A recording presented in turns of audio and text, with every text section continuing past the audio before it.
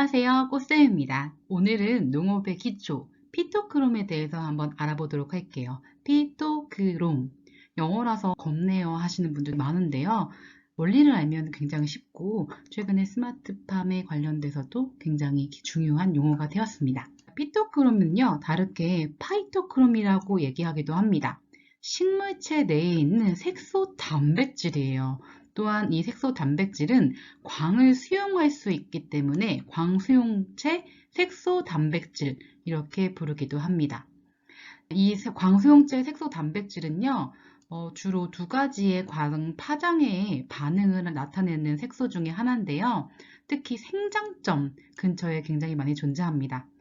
이 피토크롬을 통해서 낮과 밤의 길이를 인지하고 그 외에 다른 식물의 생장을 조절하기도 합니다. 다시 한번 말씀드리면 광을 수용하는 색소 단백질입니다. 자, 우리 교재에 보면은 이렇게 간단하게 그림이 나와 있어요. 여러 가지 농업 기초 책을 보시면 이런 그림 많이 보셨을 거예요. PR, PFR, 그리고 적색광, 그리고 원적색광, 그리고 암 상태에서 느린 전환. 굉장히 간단하게 그림을 삽입했었는데요. 이거 조금 더 구체적으로 같이 볼게요. 자, 광수용 색소 단백질. 이렇게 PR형, 적색광을 흡수하는 PR형이 있고요.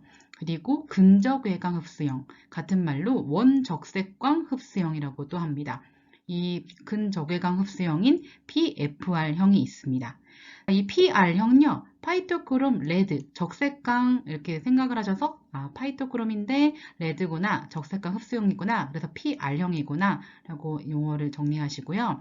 PFR은 근적외광 흡수형, 파이토크롬, par, 레드 해서 PFR형입니다. 이렇게 식물체 내에 PR형이 있어요. 이거는 비활성형이고요. 좀 안정된 상태를 가지고 있습니다. 근데 햇빛에 의해서 이 PFR로 변하는 거예요. 그럼 활성형이 되는 거죠. 그런데 이게 밤에는 천천히 이제 다시 PR형으로 변환이 되는 거예요. 그래서 PR 갔다가 PFR 갔다가 이렇게 변화되는 그 과정 때문에 가역적 반응이다 라고 얘기를 합니다. PR에서 적색광을 받거나 햇빛에 받거나 하면 PFR로 변화하고요. PFR에서 근적외광을 받거나 밤에 의해서 천천히 전환되면 PR형으로 가는 거예요. 자, 이렇게 PR 파장 범위, PFR 파장 범위가 있습니다. 식물학회에 대해 출처에서 자료를 보시면 PR형은 불활성형이에요. 여러 가지 반응에 활성을 일으키는 그런 형태는 아니에요. 그리고 PFR형은 활성형입니다. PR형으로 되었다가 레드, 이렇게 적색광 형태의 광질, 파장을 만나면 PFR로 변하겠죠. PFR이 되면 개화 및 생장 반응, 혹은 촉진 혹은 억제 반응이 나타납니다. PFR형은 이렇게 이제 활성형으로 있지만 불완전하기 때문에 암 상태에서 매우 천천히 PFR에서 PR로 바뀝니다.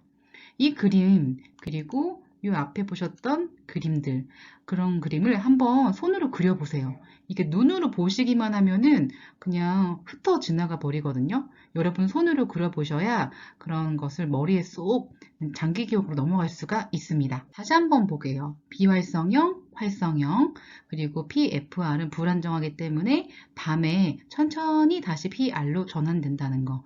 광수용 색소 단백질이 이렇게 변화가 있어요. 그런데 이 활성형에서 이제 어떤 영향을 주가다면 개화, 생장, 발화에 영향을 주기도 합니다. 자, 이런 것들을 광가역적, 광에 의해서 이렇게 변화하는 과정이다 라고 용어를 표현하는데요. 단시간에 약한 그런 적색광에서도 PFR로 변화가 되고요. 그 이후에 근적외광 조사에 의해서도 가역적으로 또 원상적으로 복구가 됩니다. 그래서 빛의 파장에 따라서 이렇게 변화가 되는 거예요. 적색광을 비추면 PR에서 PFR 형태로 피토크롬의 색소 단백질이 변형되고 원적색광을 다시 비추면 PFR에서 PR로 바뀌는 거죠. 만약에 원적색광이 아니고요. 밤에 자연스럽게 좀 천천히 이렇게 PFR에서 PR로도 바뀝니다. 식물의 사진 자체를 보시면 좀 이해를 해볼게요. 식물의 잎에서 일장, 하루 중에 낮의 길이에 그 낮의 햇빛에 의해서 우리가 보통 식물이 꽃이 핀다라고 이해를 하셨을 텐데 사실 우리가 장일성 식물이다 하는 거는 단야 식물이에요. 그런 것처럼 우리가 밤에 PFR형과 PR형의 그 비율에 따라서 우리가 꽃눈이나 여러 가지 그 광발화성 종자에 영향을 주기도 합니다. 자, 그래서 PFR형은 생리적으로 활성형입니다. 그래서 광주기 현상에도 영향을 주고 종자 휴면 여부 그리고 시간 전체적으로 측정 장치 역할을 하는데요. 근적외광 흡수형 피토크롬 PFR형이 상온에서는 안정형이지 못하기 때문에 어두운 곳에서는 천천히 적색광 흡수형인 피토크롬으로 변합니다. 그래서 식물은 PFL과 PR의 상대적 비례로서 전체적으로 밤의 길이가 굉장히 중요하고 밤의 길이를 측정하는 역할을 합니다. 그래서 적색광과 근적외광의 영역의 파장이 식물의 광 수용체인 피토크롬에 영향을 줌에 따라서 개화, 생장 반응, 억제, 촉진시킨 효과를 나타내는 거예요. 그리고 아시다시피 적색광은 근적외광보다 파장이 더 짧잖아요. 그쵸? 660 더 짧잖아요. 그렇게 짧으면 더 강한 에너지를 갖고 있는 거예요. 자, 그래서 낮이나 직사광선일 때 적색광이 근적외광보다 훨씬 더 많고요. 밤이나 그늘일 때는 적색광보다 근적외광이 훨씬 많습니다.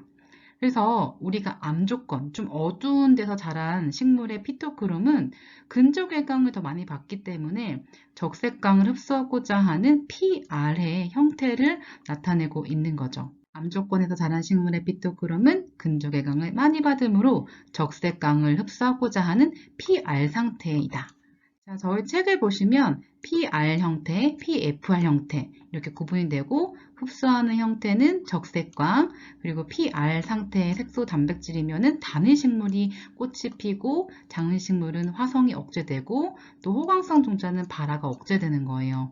PFR 형태면은 이제 근적외광 흡수하는 형태죠.